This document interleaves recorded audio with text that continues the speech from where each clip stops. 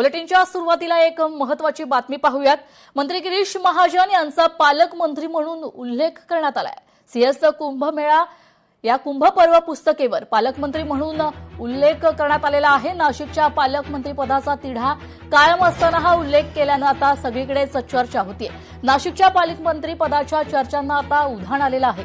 नाशिक त्र्यंबकेश्वर सिंहस्थ कुंभमेळ्याच्या पार्श्वभूमीवर सिंहस्थ कुंभ पर्व पुस्तिकेचं काही दिवसांपूर्वी मंत्री महाजन यांच्या हस्ते अनावरण करण्यात आलं होतं। पंतप्रधान, मुख्यमंत्री, उपमुख्यमंत्र्यांसह गिरीश महाजन यांचा पुस्तिकेच्या मागच्या बाजूला फोटो आहे।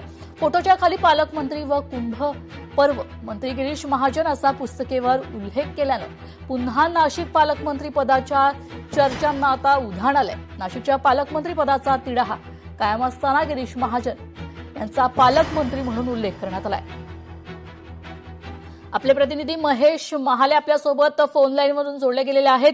महेश, आपण पाहतोय नाशिकचे पालकमंत्री अद्यापही अधिकृतपणे ठरलेले नसताना पुस्तकावर गिरीश महाजन यांचा पालकमंत्री असा उल्लेख करण्यात आला। हा कोणाच्या आधारावर आणि हा निर्णय कोणी घेतला, यावर काय अधिकची अपडेट?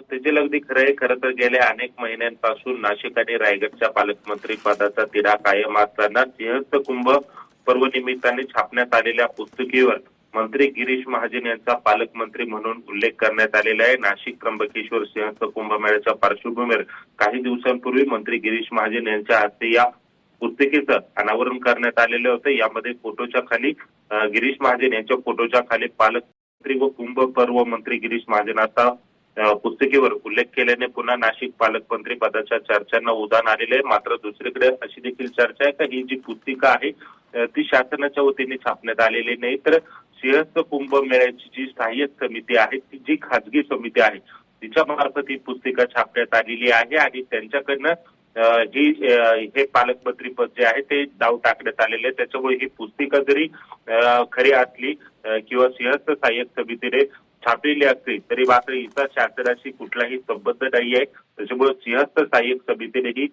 पुस्तिका छापलेली जरी असली तरी मात्र आता चर्चांना उधाण आलेले आहे। नाशिकच्या पालकमंत्री पदाचा तिढा कायम असताना गिरीश महाजन यांच्या नावाखाली पालकमंत्री पद आल्याने पुन्हा एकदा नव्याने चर्चांना उधाण आलेलं आहे। धन्यवाद महेश, तुम्ही दिलेल्या सविस्तर माहिती करता।